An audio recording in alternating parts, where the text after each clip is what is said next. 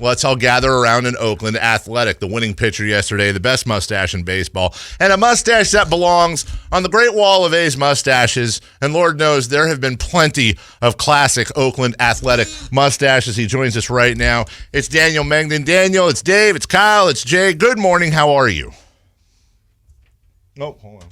Yeah, put him on air, man. He is on there. There we go. Daniel, you there? Yeah, I'm here. You? Yeah, we're here Hey, now. there it is. What's We got up? this figured out. How are you, brother? Yeah, I'm good. How are y'all? Bet you're good, Mr. Winning Pitcher, Mr. Don't Throw Balls, Mr. Kill Every Other Team. You're on a roll right now. It's got to feel good. Oh, yeah, it's always a good feeling winning ball games and playing good baseball. Let's get this out of the way. Something very important we wanted to this talk to you is about. We've been arguing about the this reason we're having you on here. really all morning. Daniel, I'm going to serve you a hot dog, just a bun and a dog. What are you putting on that hot dog? I'm just going mustard and ketchup or chili and cheese.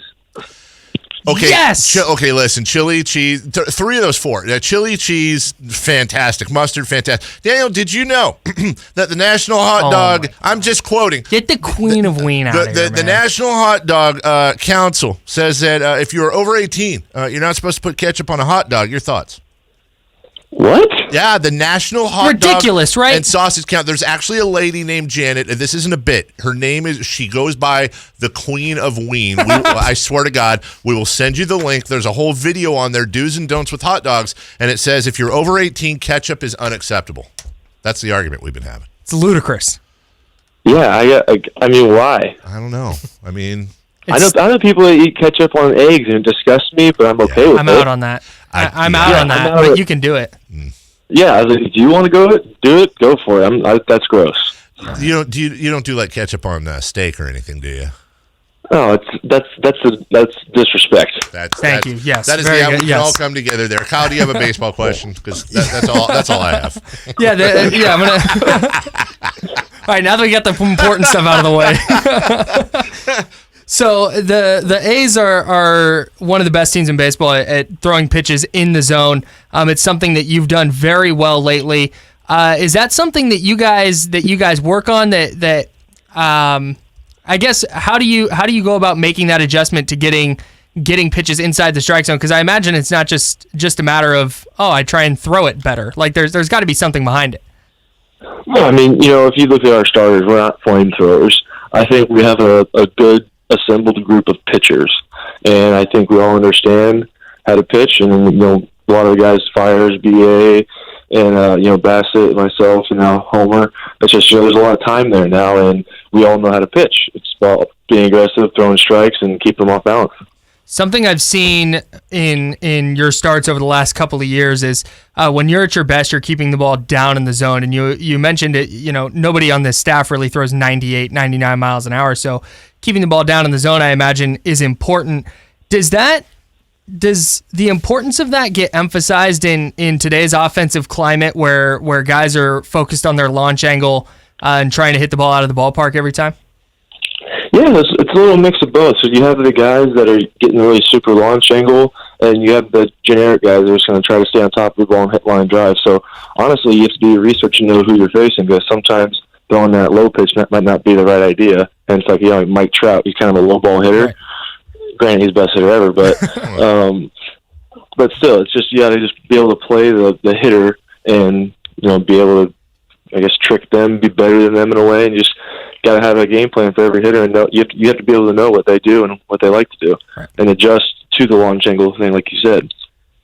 Daniel, you really struggled earlier in the year, and you went down to Vegas. What were some of the adjustments you made down at AAA to help you, because you've come back and been on fire since then? I think I was just doing a little too much. Getting a little antsy, getting behind, like we talked about. I'm getting ahead, not walking guys, being successful. It's just kind of one of those things where I fell behind. I got into hitters counts and had to throw heaters and had to throw more pitches over the plate per se, but not good pitches. And it's kind of one of the things where you get banged around. And I mean, if you're getting ahead, you're probably going to be successful. But if you're falling behind all the time, it's not really going to be very fun. Talking with Daniel Mengden, A's winning pitcher last night against the Mariners, 7 innings, 4 hits, 1 run, no walks for him. Have you heard about this new rule they're trying in the Atlantic League where they're letting guys steal first base on any pitch that's not caught by the catcher? Yeah, that's that. Well, I wonder. There's you obviously with your Wonder where answer, he give us your stands. thoughts on that. But I wonder seriously, as a pitcher who you have to keep the ball down in the zone. Maybe you try and get a breaking ball in the dirt every once in a while. Like, what is that? Does that change your strategy at all? If the MLB were to adopt that rule, like, how would that change the game for a pitcher, knowing that any ball you bury in the dirt could mean the guy takes first base? I mean, I got a weird wiggle room thing happening. What is it going to be the same as if the guy crosses the line at first base when he attempts to advance to second? If the guy flinches, does that count as him running to first? No, I didn't run there. Yeah. So I think there's going to be a lot of wiggle room that could be misinterpreted and like, oh, well, he started running right there. Oh, no, I didn't. I was like, are you sure? Right. I thought he did. And then I look at it as a free out. If you don't want to be dumb enough to run to first base on a ball in the dirt, I trust my guys to throw you out. Sure. Question. I think it's a free out in a way if you're going to try to run. All right, that's unless it goes. So, honestly, I don't think it'll ever happen, but I think it's dumb. Question from an A's fan on the text line.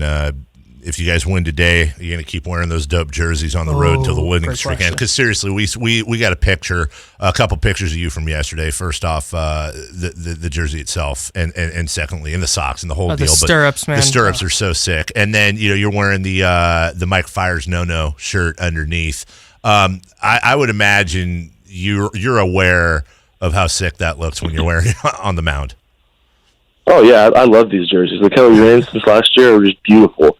And what's funny is we've been talking about it, and everyone's kind of been chirping like, "Are we bringing these on the road?" And we're like, "Well, we kind of have to, right?" Mm-hmm. And then so I think we're bringing them on the road. So that'll be a TBA. Okay. All right. Good to know. We're definitely following that closely. Friend of the show, Raleigh Fingers, has come on quite a few times, and we've broken down. One of my favorite interviews is just completely breaking down his mustache preparation. He actually put a video out on the YouTube where he shows the mustache when it's uncurly cued, which is really weird looking, and it shows how he puts the wax in there and curls it up. When you think about your facial hair, I would imagine is a guy like Raleigh right at the forefront? Oh yeah. He's definitely at the top of the food chain there on the mustache front. And it does take a little preparation. You have to groom it. You got to take care of it. Because if you don't, it's kind of like like your hair will start dying and won't do well. So it takes a little bit of preparation. But honestly, I don't think it's that hard to keep up with. Okay. But it's kind of one of those things I've been doing now forever. So it's kind of just second nature and just not even too worried about it now. It's kind of there. I have one last thing on your uniform setup from last night. I noticed that Stance has the sock with the stirrup on it, painted on it. Do they not offer the real stirrup, or do you elect to not go with that? Yeah, they don't do the stirrups anymore because Stance is the official sock of baseball now, right? And they just kind of have that painted on thing. I love the old school ones. Whenever we were down in the minor leagues, we'd always go on Amazon and buy the corresponding stirrup colors, and we try to find crazier colors, and we wear all kinds of stirrups. I love wearing stirrups. Daniel Mengden, winning pitcher last night. The Oakland Athletics absolutely on fire right now, and we're your proud home of the A's and hope to hear many, many, many more victories, not just from the team, but our good friend Daniel Mengden. Thanks for joining us, buddy. Appreciate you getting up this morning. We'll talk to you soon.